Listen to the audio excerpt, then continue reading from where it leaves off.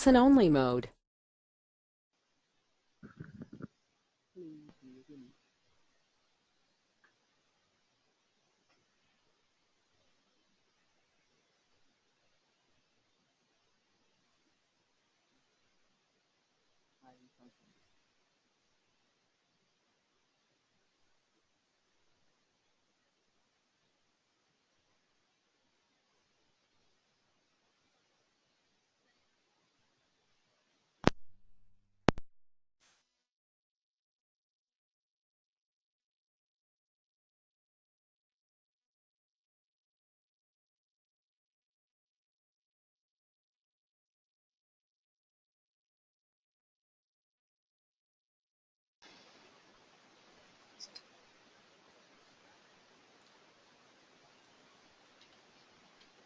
Hi, can I do a sound check? Good stuff. Okay, brilliant. Seems like our sound's working. Sorry for the delay. Yeah, we'll start today's webinar. Okay, today's going to be pretty short, so we're just going to run through a quick rehash of what happened in Q&M last week. Then we're going to introduce the SLV Quant model that was published last week as well, and then we'll open the floor to Q&A. Yeah, the reason for the short content this week is due to the earnings season, and well, yeah, that's the main reason. Okay, so let's talk on Q&M. So Q&M was initiated, I think, sometime in April. We had a update report early this month, and what we have seen is stock price last week shot up 13%. So what happened? Two reasons. One was that Q&M bought 8 clinics for about 20 million. So this was in about 50% cash, 50% shares, as well as the release of their results. So this was the 1Q15 revenue and net profit. Revenue is up 50%, net profit up 90%. So this formed about 20% of consensus. While this is a bit lower, the full year, usually each quarter contributes about 25%. For Q&M, the first Q tends to be seasonally weak, which is why you're seeing only about 20% of consensus. We expect more to come in for the next 3 quarters due to the underlying business, as well as the new acquisitions that's coming in. So what's next for Q&M? So this year they drew down about 60 million of their medium-term note, of which they spent about 29 mil. So that leaves them with 31 million for the MTN program. And if we just take a guesstimate, for the 29 mil, they bought 9 clinics. For the looking forward, the remaining is about half. So, give or take, we are looking at about 9 clinics, but we don't have clarity in terms of how much they'll spend in terms to acquire these clinics, as well as how much the proportion will be between cash and shares. So that's probably the biggest factor to consider when looking at new acquisitions. On top of that, they are looking to do a potential listing for their Malaysia and China business. They have not given us any more specific timeline. We will definitely update all of you once we get a good view of when their potential listing could be. So what to expect from us? Next thing to look at will be a re-rating for this company. Reason being, it hit our target price of 92. Last week's close was at 90. So we're probably gonna have a talk with Q&M this week, and have a feel in terms of what has changed in the business, if anything has changed in the business. We don't think anything has really changed, but just for channel check, just to be safe, and then we'll probably issue a report with a potential re-rating if need be. So look out for that as well. Okay, and that's all we have for Q&M. So moving on, I'll pass on to our next speaker for the silver idea.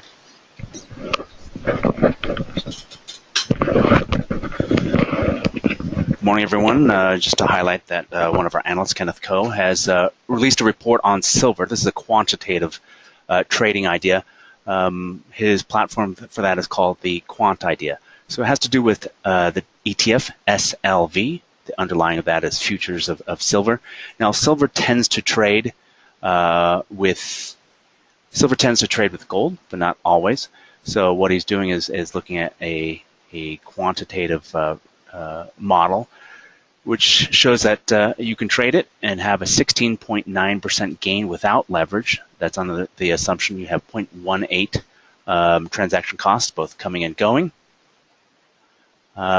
He also does warn, though, that this is more of a longer-term type of trading strategy. It has to be for longer-term parameters greater than 10 days, and it also tends to it can underperform for more than a year. Specifically, where it does weakest is when it's not really trending.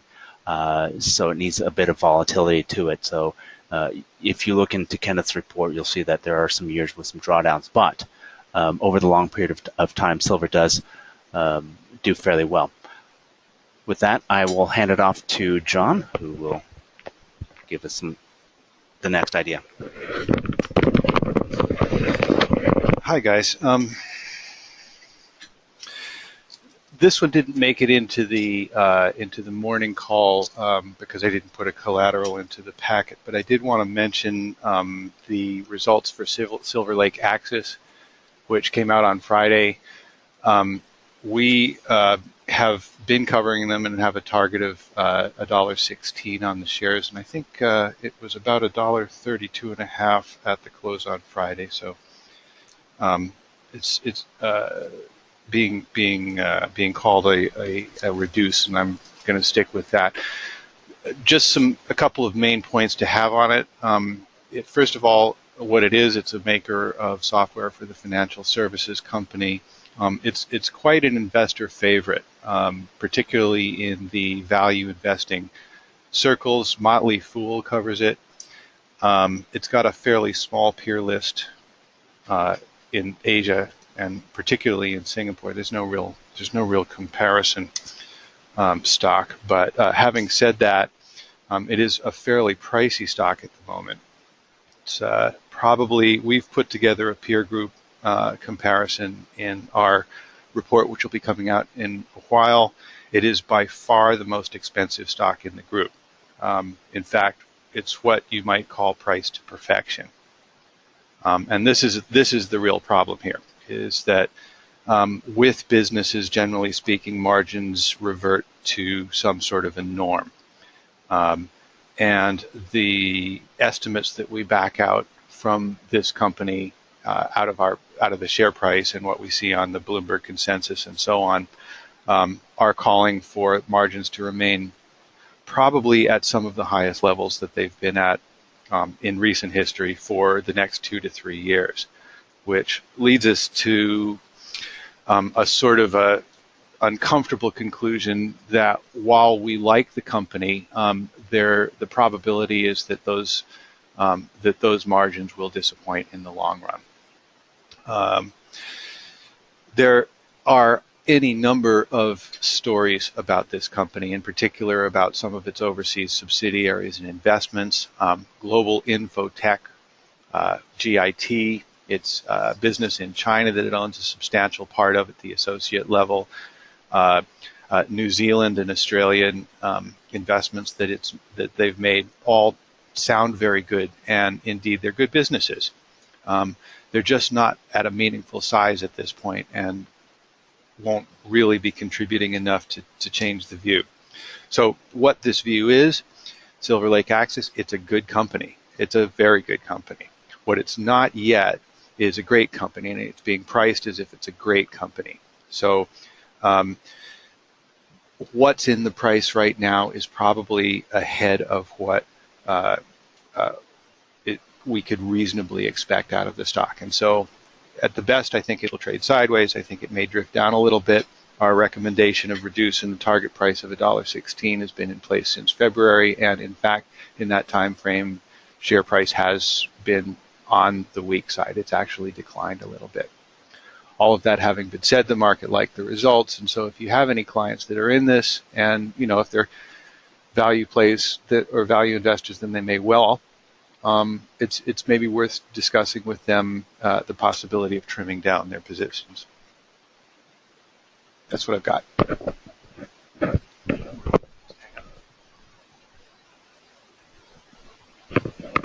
What?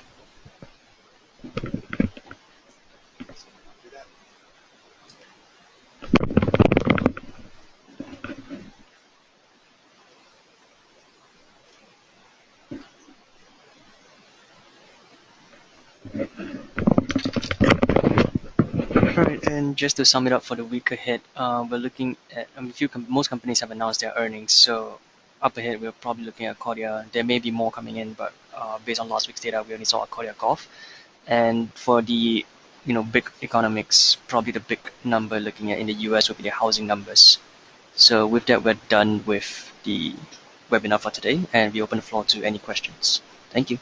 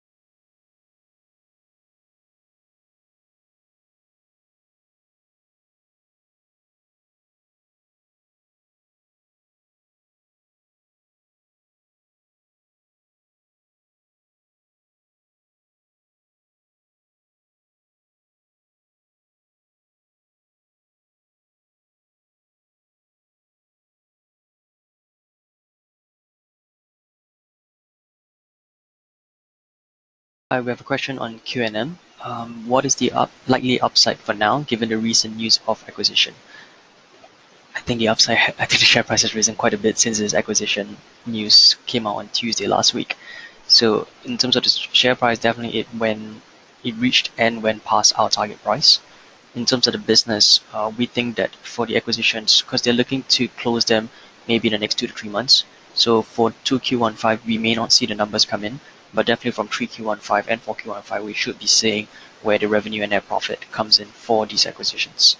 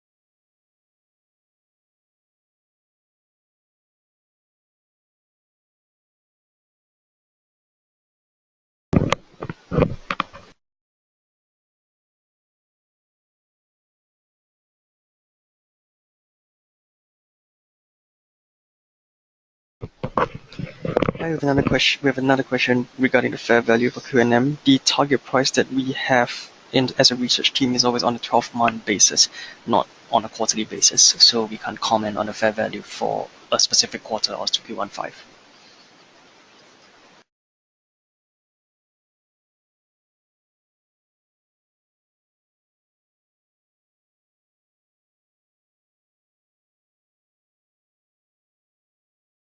We have several questions, one regarding the update for Iconics. Unfortunately, the analyst that used to cover it has left our team, so hence we have suspended coverage on Iconics.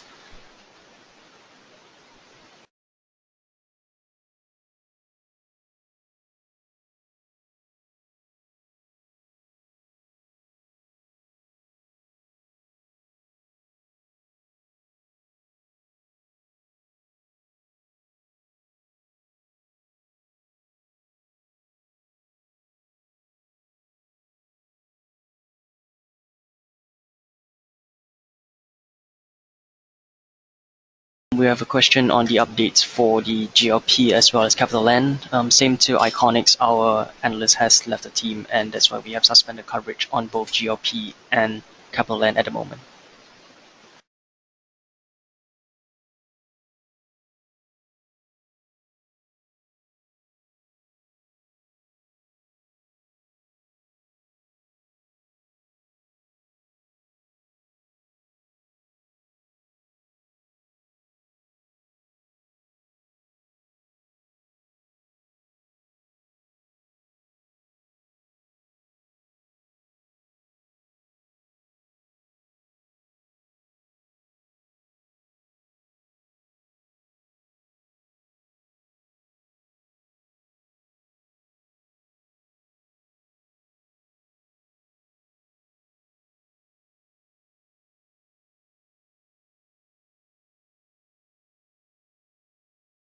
Another question on Noble, same response, we don't have any coverage on Noble.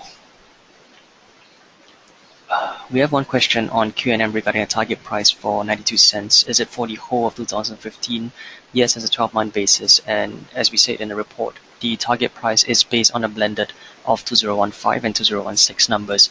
Reason being, we think the acquisitions, although they may happen this year, the numbers in terms of impacting the financial statements won't come in until possibly to second half of this year and maybe even the fourth quarter of this year, which is why we have factored in 2016 numbers into our fair value for Q&M.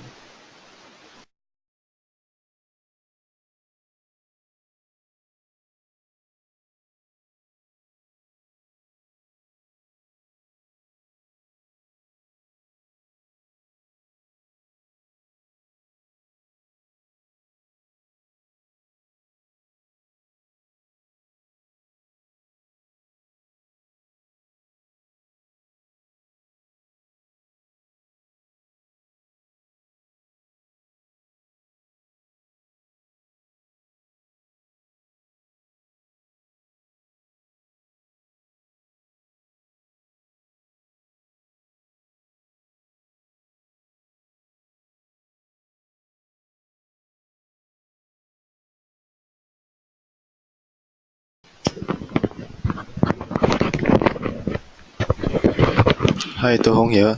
There's a question on P Life REIT, asking for comments on P Life REIT.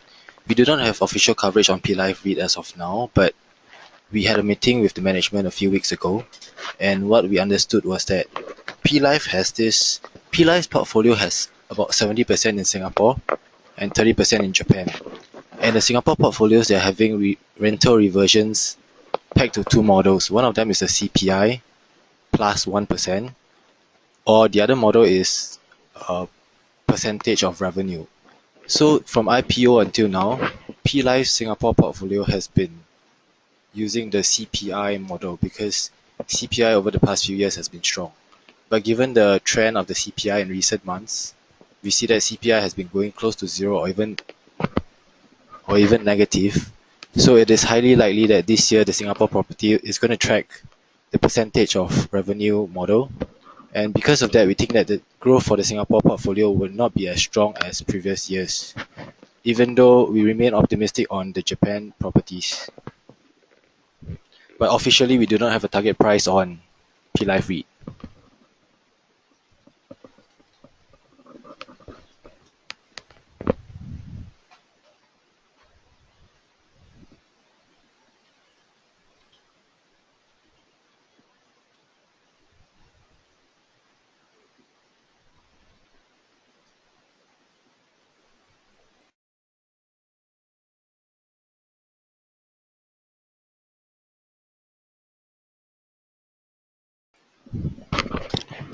Okay.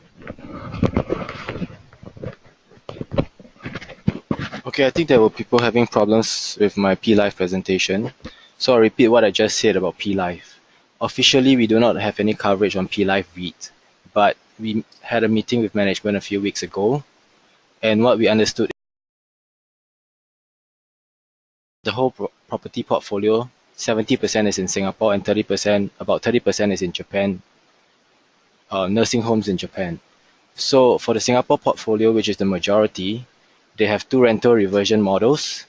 The first one is based on CPI plus 1%. That means reversions for this year were based on CPI for Singapore CPI for the previous year plus 1%.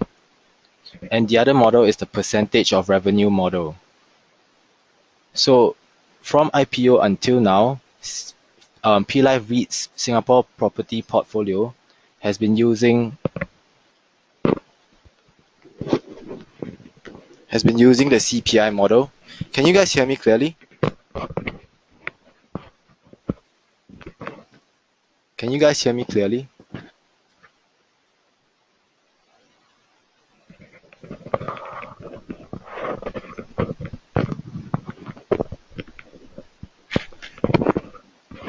Can you guys hear me clearly now?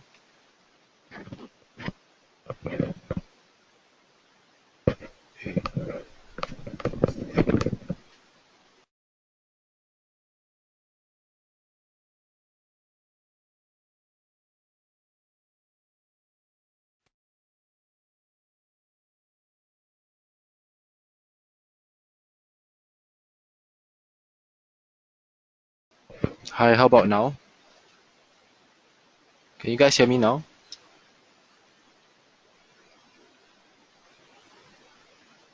Okay, I'll repeat myself on P-Live again. So P-Live, we do not have official coverage as of now, but we had a management meeting a few weeks ago. And P-Live has a property portfolio that is about 70% in Singapore and 30% in Japan. And so the majority of the portfolio is in Singapore, and the Singapore portfolio has these rental reversion models based on two systems. One of them is based on the CPI, for Singapore CPI plus a 1%. So you're guaranteed a minimum of 1% because if CPI goes negative, your CPI is counted as zero. So you're guaranteed a minimum of 1%, but the upside is unlimited. It depends on how much the CPI is. And the second model is based on a percentage of revenue. So from IPO until now, P-Life REIT has been basing on the CPI model for its rental reversion for Singapore properties because the CPI for the past few years has been trending strongly. But given the trend of the CPI for the first few months, we see that the CPI has gone very close to zero or even negative. And so we suspect that for this year, the reversion model for P-Life REIT's portfolio is going to be based on the percentage of revenue.